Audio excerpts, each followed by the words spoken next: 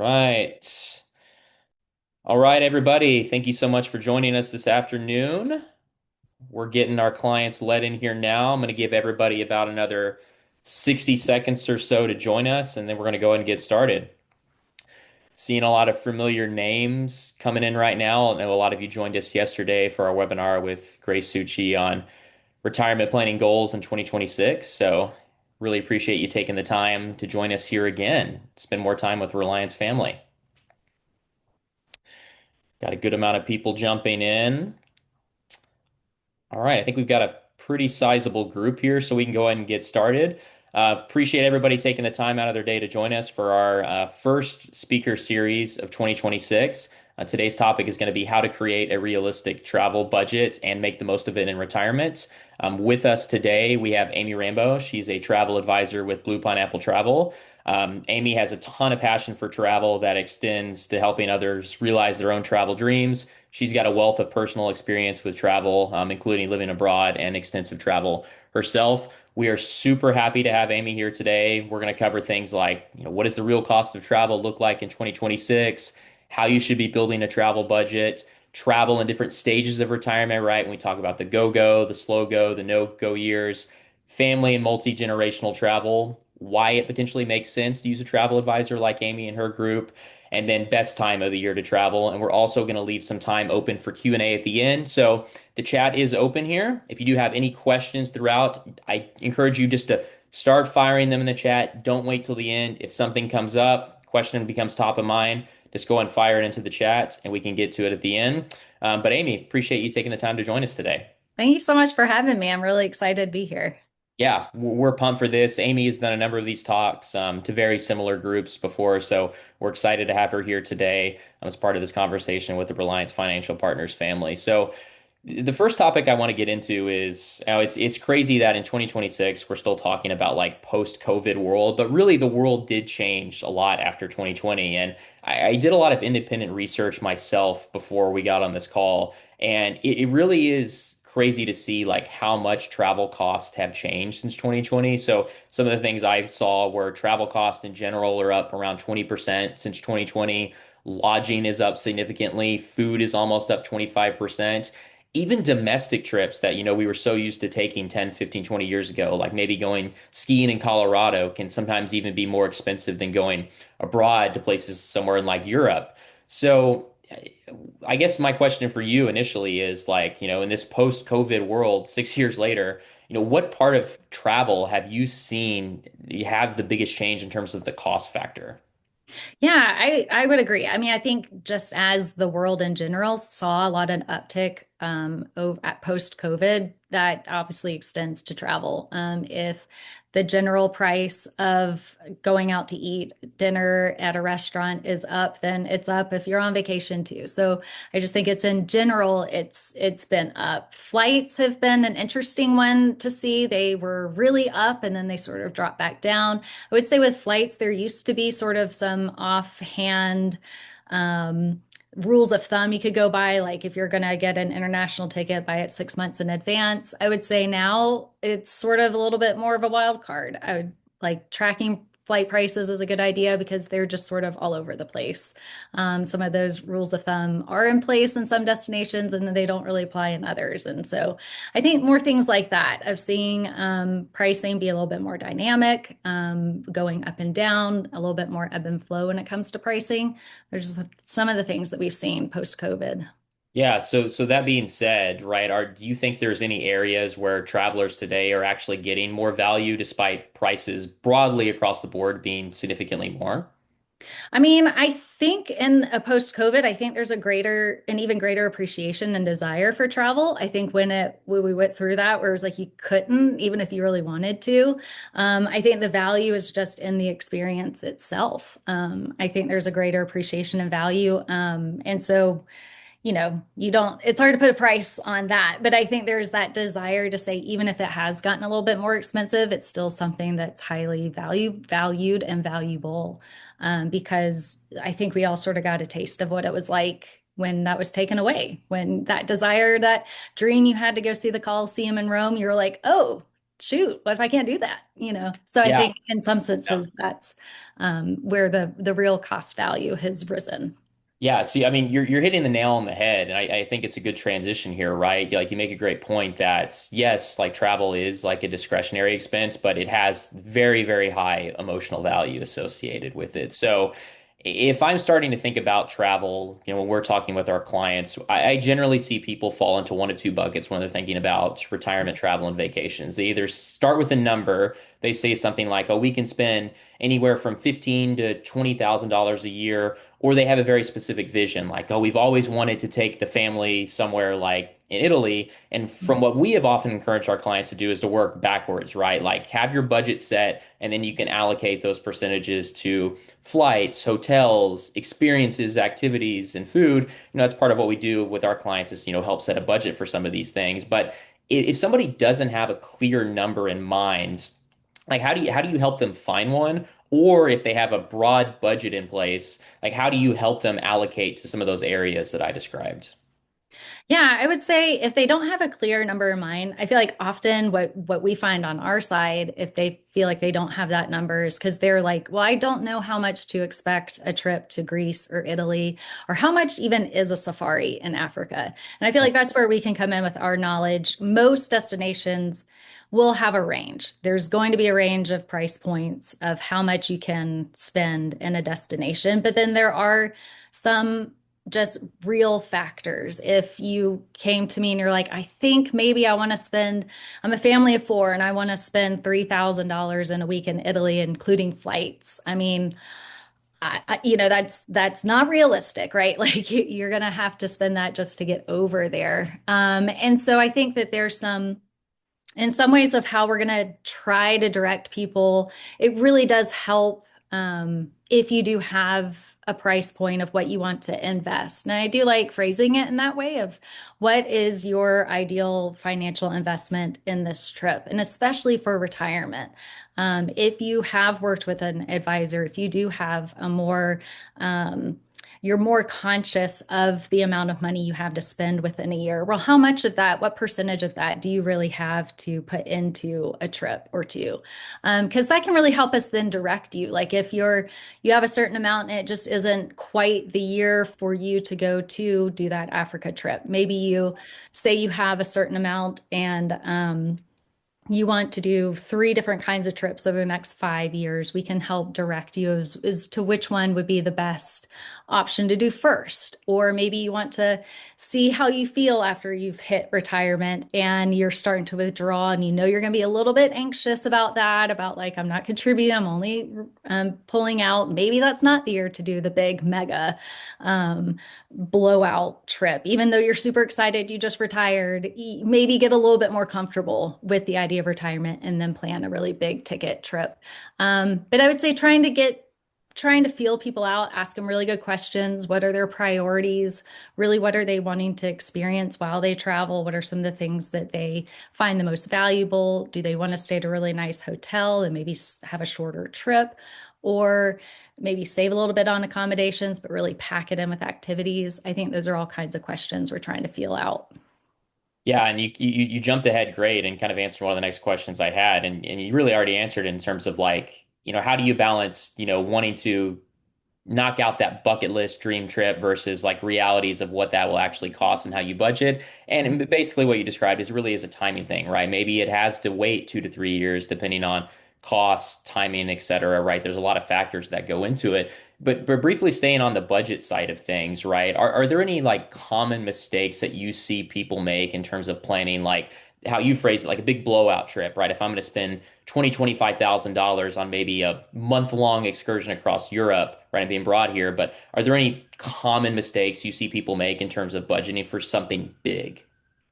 I would say underestimating. Well, first, the first thing that came to mind, and this could be for a bud blowout trip or not, a big one would just be underestimating how much you're going to spend even before you travel. Especially if you're not a frequent traveler, maybe it's been a few years, all the things you might be needing to get. It might not even be that you're kind of going crazy with just a new outfit and new stuff. It maybe you're pulling out your suitcase and you're looking at it going, yeah, this thing's seen better days. So we're buying a new suitcase. And then maybe you're traveling somewhere to a country that has different kinds of plugs than we do here. So now you're buying an adapter. And then maybe you want to be able to be a bit more organized. So you're getting packing cubes and you can start to see how it like adds up. So I think pre-travel experience expenses can be part of what can add to an overall travel budget that definitely can be overlooked and neglected. So I would say that for sure, no matter the trip. And then I would say the small sort of connective pieces on a trip that maybe you do allocate a certain amount each day for food. But then there's also that like bottle of water you just stopped off to get, and then the little snack that you got, and that second like cone of gelato that you wanted to pick up, and then Yes. the like we're gonna get this souvenir, but then also, wow, that's a really pretty sweater in that store. I want to go get that. So just the little things, I like to think of it as like you're living life. It's just you're usually much more relaxed and not quite as aware and intentional when you're on vacation because you're on vacation. You want to have fun. You don't, Right. that's not really the time when you're thinking, I'm going to tell myself no.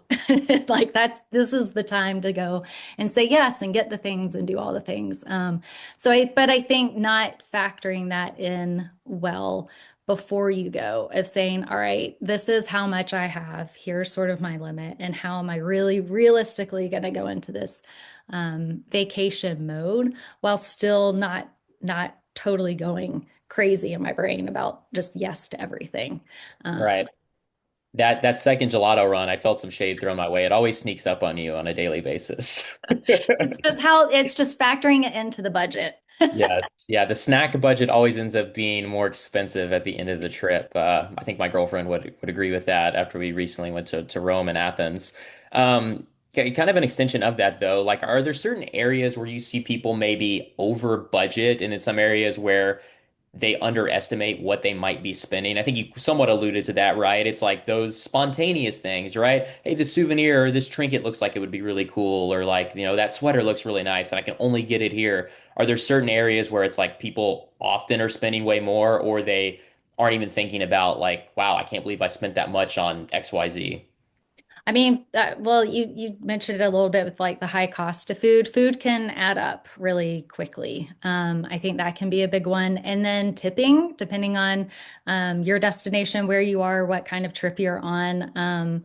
I think having guides, if you're going on tours or anything, and then having that little extra expense of saying thank you to your guide by adding a tip on, or tipping at dinner, and or you're getting a taxi ride, or maybe you've had a driver pick you up at the airport and take you to the hotel. I think those little moments in between, the big stuff that you plan for, obviously your accommodations, like you've probably thought that through. The accommodations are going to cost a lot. A big transportation, flights, trains, but the hop in the taxi because you went out to dinner and it's a little bit later, and that 20-minute walk back to the hotel is just not as exciting on the way back. So we're gonna just hop in a taxi.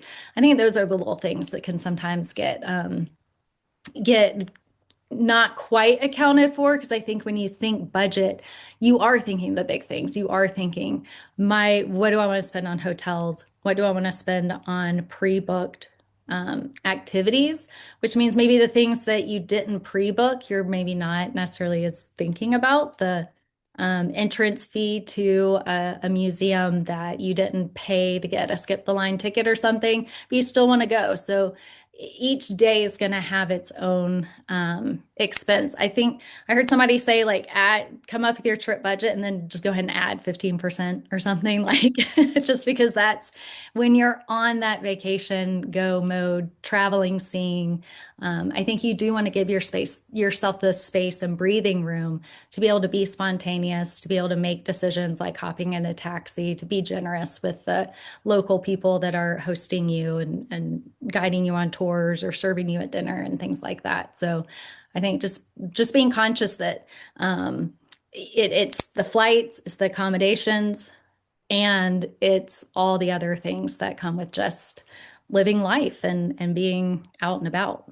Yeah. So what I'm hearing is like, it's great to have a framework for a budget, right? Especially for those fixed costs, like the big transportation, the flights, the hotels, like the big activities. But then you have the element of your budget that's a little more fluid, right? For those spontaneous things, maybe Mhm. those quick luxuries, like, oh, I don't want to wait for this bus to take me back to my hotel. I'm just going to get like an Uber Black or something like that, right? So I 100% agree with that. So I think just to transition to my next question here. So, right, once you have a good understanding of like what your budget framework looks like, Mhm. really the big question, especially for our clients, is how are you going to be able to spend that money during retirement? It goes back to, talking about those different stages of life once you retire, right? Go, Mhm. slow go, no go years, right? That's been a way to group retirees, as long as I've been alive. And really, it's just helping you align travel and your spending with, what stage of health, energy, and lifestyle do you have? So, from your perspective, how can retirees map out travel priorities across like those different stages of life? Because retirement is very broad, but as I just described, right, there are different stages. Yeah, for sure. I think being intentional and being conscious and taking the time to plan it out, to map it out. Some things that really come to mind would be like if you're in the go-go years, you're obviously feeling maybe a little bit more active, maybe your health is good, but maybe you're on a little bit earlier of a timeline for retirement than maybe your spouse or partner or friends and family that are your peers. And so maybe you have time to spend on vacation, but your spouse doesn't. And so maybe that planning for you looks a little bit different because you're not necessarily going to take a certain trip that you'll plan for the both of you. So I think sitting down and being intentional, whether that's sitting down with a financial advisor and expert to talk about the money portion of it, how much of what you're going to have in your yearly, monthly budget for retirement can you give to travel? But then sitting down on the travel side of it too and say, here are the places that I want to go to or go back to that maybe I went and visited when I was younger, but now it'd be a really different experience to go back to. Maybe there's a certain type of cruise you've always wanted to go on, but really sitting down and I know it's cliche to talk about the bucket list, but I think there's a lot of value in planning out and kind of listing out the things that you want to do, the places you want to go, and even thinking through who do you want to travel to that place with or experience that trip with? And when does it make the most sense to have your spouse go with you? Or maybe it's a group of friends, or maybe it's the whole family. So maybe you're looking at, so I'm saying like sitting down, having a long-term plan, looking at the next 5 years, 10 years. Obviously, life throws curveballs, but going in with a set of like an intention of here's where we want to go, here's the type of trip we want to have, and how does that align with my retirement, maybe my friend's retirement, my spouse's retirement? How can we kind of see which trip is going to fit in which kind of time frame? I love that you describe it in terms of like mapping it out potentially over like maybe a 5, 10 year period, putting pen to paper and determining, okay, here's where we want to travel. This is, the time of life when we need to make it happen. In myself in my early 30s, I've already experienced this where like I've broadly said in my mind, like, oh, someday I want to go to XYZ, and then I don't actually like put it into fruition and like actually like establish plans to make that happen. So, and you pretty much answered this already, but do you often see times when retirees they regret like waiting too long to take those bucket list trips when they're not proactively planning in advance to make those happen? I think so. Yeah, we definitely see. I think when I'm thinking of one client in particular who just the health has not been what he was hoping for. He had many years of retirement with great health, but I think there were a couple trips he still had on the list. And that's just life, like you don't get to control everything. But I do think there is a sense of retirement can almost be that time of your life where you get to say, what has been in the back of my mind? What was in the, oh, well, one day I'll go and do this, and one day I want to be able to go here, or and not only financially, maybe do you have the means to do it, but now you really have the time to do it. And so, how can you sit down and really like craft out the list and make it happen. Like this is the time that you really get to do it. And that's part of the beauty of retirement, I really. love that. Yeah. You have as much time as you want. Yeah. When you step away from that job of 30, 40 years, right? Time Yeah, is unlimited at this point. Um, right. Something that you alluded to as well is like not just we've talked a lot about travel, like just like with couples or like with your spouse, but like that multi-generational travel too, like with family or extended family and grandkids and cousins. And from my perspective, like of all the trips I've taken in my life, the most memorable ones have been the ones that were just with my parents. But like I recall like 5 years ago, we did a big blowout trip to Disney World. I'm not a Disney kid, by the way, just putting that out there. But we went with my parents, my grandparents who were getting up there in their kind of mid 80s, my uncle, his two younger kids, some cousins, and it was like 20 of us, and it was a great time. And like I'm always gonna look back on that fondly because it was just the whole family doing something extremely memorable. But one thing I do specifically remember was it was a little stressful because there's just so many moving parts and we've got 20 different people here and you're all trying to, it was like herding cattle, like to go to dinner and then to go here and make sure we're making it someplace on time. So if you're doing these like big multi-generational family type trips they're so meaningful and they're so impactful, how can you make those feel that way versus like stressful? Like, because in the moment, I remember feeling a lot more stress versus it being like, oh, this is so much fun. Yeah. Yeah. Well, I mean, that could be partly destination. Yes. Yeah. True. Don't throw too much shade at me there. Hey, but no, not Yes. you, Disney. Yeah. I do. I love a good Disney World, and it's a great destination, especially like multi-generational. If you've got like a range of kids, especially, there's Yeah. lots of things to do, lots of activities, but it is very active. There's a lot to it. And so it can, I like to say when there's lots of voices and lots of choices, things can get stressful. So if you kind of leave a day wide open, so say you even planned a trip to like France or something or Italy, and you're wanting to have three generations of the family, but you just sort of show up in Rome and it's like, well, what does everybody want to do? That can be a lot of people trying to make a choice. So I think that's where a really great plan can come in handy, especially to try and maximize your budget, maximize your time, but also kind of take the stress out of having to make too many decisions in the moment, on the fly.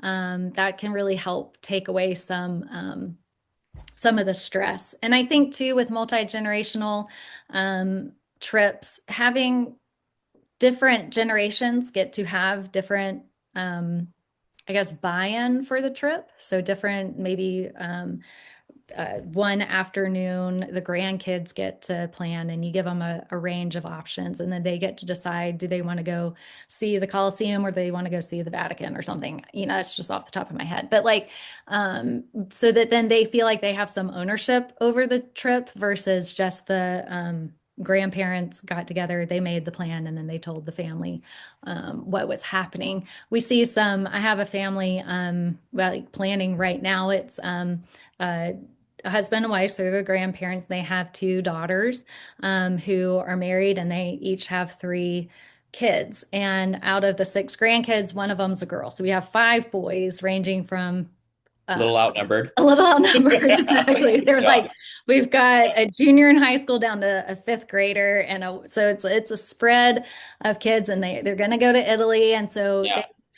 I've just been encouraging them to, as they sit down with me, because I'm mostly talking just to the grandparents, and they talk to me. Then I'm like, all right, now go back and like talk to the kids and the grandkids, and they're doing a really good job of saying, here's some options, which one sounds the most appealing, and kind of getting them excited and bringing them into the planning process to hopefully get them involved so that some of that stress can be lessened, and also taking into account I'm always a big fan on group trips where the pressure isn't that everybody has to do everything all at the same time all Hmm. together.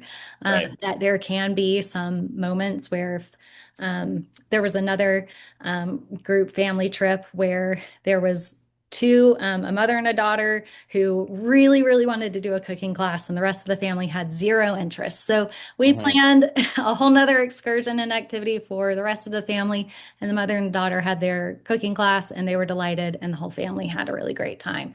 So I think that's where some really good planning comes in. Again, good conversations, having multiple conversations, getting all generations to have an input, be able to have a say, and then be able to plan things out in a way that kind of hits. At some point, not everybody gets everything that they want, of course, but at some point, there's something for everybody to enjoy. Yeah, I love what you mentioned when we're talking about multi-generational travel is like, even if you have 20 people there, you don't always have to go do every single thing together. And I don't think that just applies to like a group of 20. That can apply if you're just going to do something with your significant other or like spouse. Like I think about when I was with my girlfriend in Rome 6 months ago, there was a day she wanted to go shopping that I really didn't have any interest in, but the big soccer team in Rome FC was playing a game. She didn't really have any desire to go to that. So it's like, this is a great opportunity for us to go do our own thing separately. And we planned that in advance. So we already had earmarked the time for me to go to do something I enjoyed, her to go do something that she enjoys, and then, get back together on our normal planning later. But I love that that can apply not just to a huge group of 20, but it can apply just to you and your significant other as well. Absolutely. I think there's sometimes there's a pressure of like, well, we're going over there. We got to spend every moment together because that's what this is. It is Yeah. together time. And I Yeah. think just as in any vacation, even if you were like going to the beach with your family, maybe that's something that has been historically what the family has always done. Take those same kind of mindsets to Disney, to a cruise, to if it's like a European trip. Where if somebody wants to go do something a little bit different, maybe you have blocks during the day where people can um, disperse and go and do different things. And then you come back together and you have a really meaningful time at dinner, telling each other what happened during the day. I think, yeah, travel can sometimes feel people can put a lot of pressure on themselves when they're traveling, that everything has to be all together. And if you're not all together, you wasted the trip somehow. But I don't think that's true at all. Yeah, that's probably something my family needs to hear. So I'm going to clip this and send this You can exact. send it to them. Yes, they've always had the notion that if we go somewhere together, we need to be Right. attached at the hip like 24/7, which I love spending time with my family. Don't get me wrong, but it's nice to have, a little bit of breathing room to go do some things independently at times as well. True. And some people are morning people, some people are a little Yes. bit get fired up in the afternoon, but somebody else wants to nap. So I just think I think communication really can be key in that, especially before you go. What's everybody's expectation here for this trip? One question I love to ask clients is when you look back on this trip, what's something that you really would have hoped came out of this trip? Was it a relaxation? Was it learning something new? Was it spending time together in a meaningful way? Well, there's lots of ways we can make that happen. But I think having clear expectations, good communication can help facilitate the best parts of travel. I love that. Yeah, I think that not only resonates with me, but probably a lot of our audience as well. Um, Help me understand this too. So before I had the opportunity to meet you, I didn't have a great understanding of what a travel advisor does or what the value that a travel advisor adds. So when does it generally make sense to want to engage with a travel advisor like yourself, especially if maybe you're somebody who we often use the phrase in financial services called DIYer, right? Somebody that manages everything themselves. And I think that also applies to travel, like as well. Somebody who, like my girlfriend, hope she doesn't see this later, but she is a very robust planner when it comes to travel. Like when we went on our 2 week trip to Europe, I had about a 20-page like itinerary to review, and I was like, just tell me where to be and when to be there. I don't need to look through all of this. So, in what scenarios does it make sense to engage with somebody like yourself, especially if you have, like, we'll use the example, a big multi-generational trip with maybe 15 to 20 people going? Yeah, I would say for sure that we can help out with that just from an organization and communication standpoint. Um, I mean, historically, the travel agent industry has shifted over the years. I think on a lot of people's minds, we are still in brick and mortar stores with maps on the wall, headsets, like calling the airline, booking people's tickets, which in the age of the internet is not really what we do as much anymore. I like the phrases advisor and advocate a lot more, where we're really here to help you sift through the noise, sift through the information. Like we have the internet, we have Expedia, we have Priceline, we have Booking.com, Travel Advisor, all of these things, TripAdvisor, all the things. But it's so much that a lot of times people get overwhelmed, and rightly so. There's so much information out there, and there's so like if you go and look at how many hotels are in London, I mean, there's hundreds of hotels in London. So like, which one is the one that you're gonna like? I don't know. Did that hotel pay a bunch of people to write a review for them on TripAdvisor, or did one person get ticked because they didn't get comp something, so they're going to give them like a big old thumbs down, but actually it's a perfectly fine place. I mean, I Yeah. just think that's where we love to come in and help pair people with the trips and the places and components on the trip that's really going to matter to them. So we do a lot of listening, a lot of asking questions, getting to know our clients and their travel styles. What are the things that really matter to them? And then trying to find and match them on a trip. Maybe they already have the destination in mind, but we're trying to use our relationships. We spend a lot of time in education, traveling ourselves, and then also partnering with other suppliers and travel partners. We have a lot of connections with destination specialists who only work with other advisors, and they have great connections in country with drivers, tour guides, hotel managers who can really help make it a much more cohesive experience. I had some clients go on a trip over Christmas, and one of them is coming back, and I'm friends with her neighbor actually, and so she was just telling her neighbor and my friend about their trip, and so of course my friend reported back to me, but she was like, I just loved that, like, we used Amy and we used the travel advisor because it just made the trip so much easier. Like we had just set up everything for them. It was a very sort of not wildly expensive, but high touch trip for them. So that meant when their plane landed, there was somebody there to pick them up and take them to the train station, where then they trained to their next city. And then somebody picked them up, took them to their hotel. They had their tours already set up. People came to the hotel, picked them up for their tour, took them around Venice, and then brought them back and maybe gave them some recommendations beyond what we'd even set up for where to get a snack and dinner.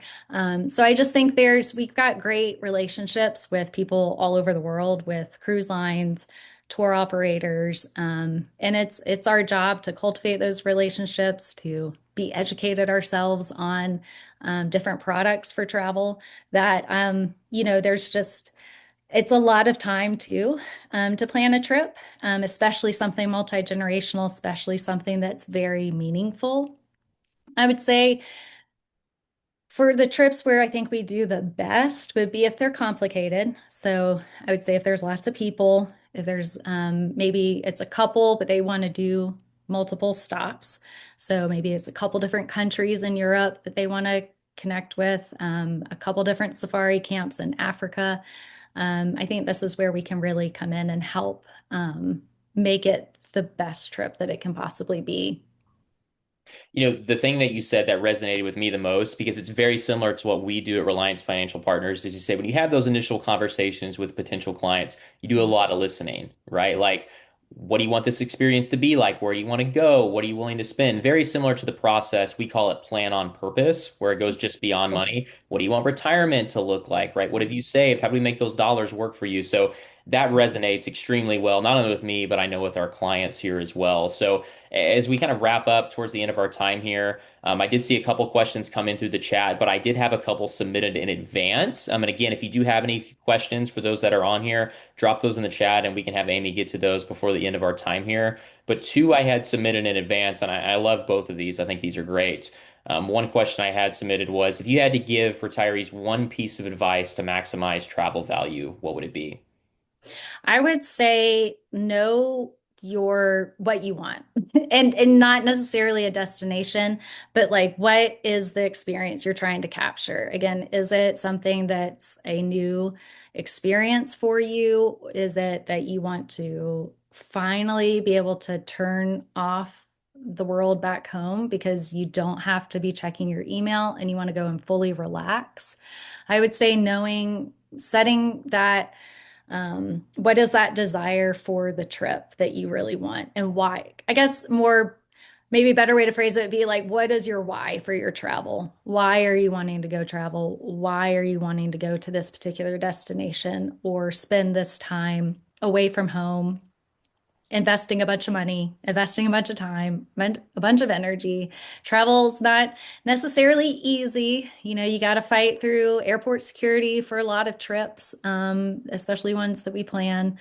So, why do you want to do it? I think coming with a sense of knowing that can really help craft the trip that you really want to take. Yeah, and then the best part is you just answered the second question. It's knowing your why. At least Yeah. I think this is what your answer would be. So the question was, if somebody was coming into a first conversation with you or another travel advisor, well, what should they bring to that conversation if they're just starting to think about travel very broadly? And I think you just nailed it. Like, what's your why? Like, what do you want the experience to look like? For sure. Even if you don't already have a destination in And mind.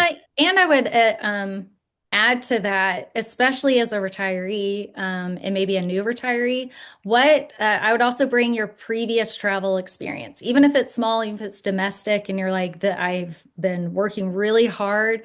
I own my own business or something. Like I have a couple in mind who just last year he sold his business and they didn't do a whole lot of traveling because he owned his company. He couldn't get away. He couldn't take that time. And so now he's excited to go and see the world. But one of the things we really talked about were, well, you've gone some places and you've done some things, even if it was like you just went down to the beach in Georgia.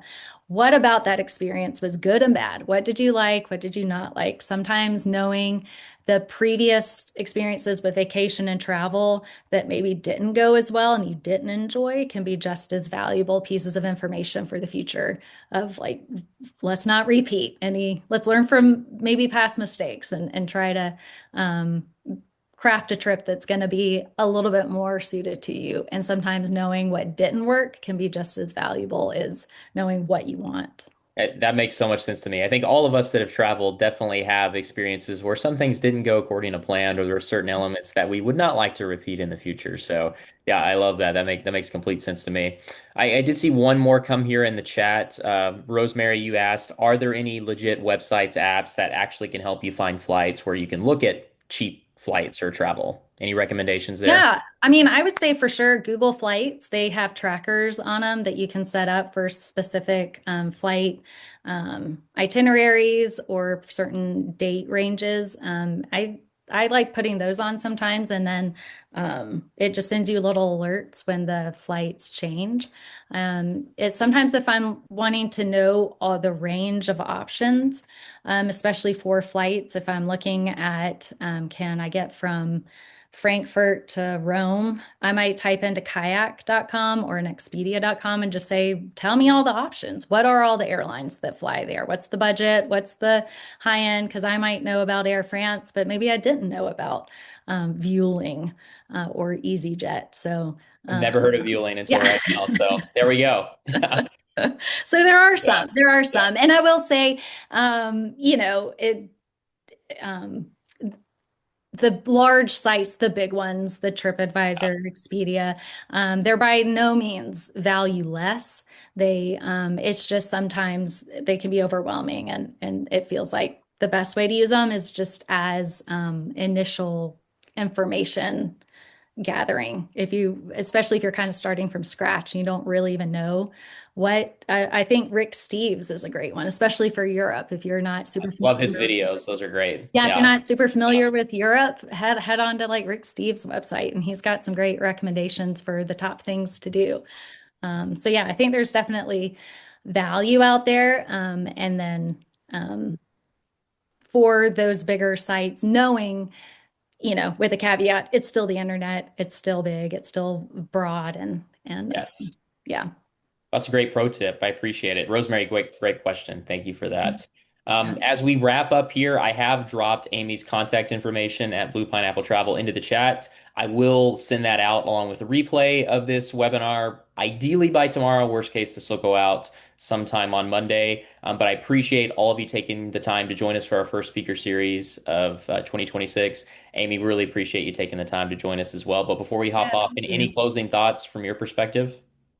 Yeah, I would say don't be afraid. I know that, sometimes there can be a little bit of a fear to get out there and travel, especially like if you watch a lot of news and things. But I will say, even post COVID, even like in those years just right after, even with the noise on the news and stuff, it's still, travel's incredible. It's still a great way to see the world, to spend time with your friends and family. And I think even if you're nervous at all or you don't quite know where to start, call in a professional. We can help you. So that'd be my last thought.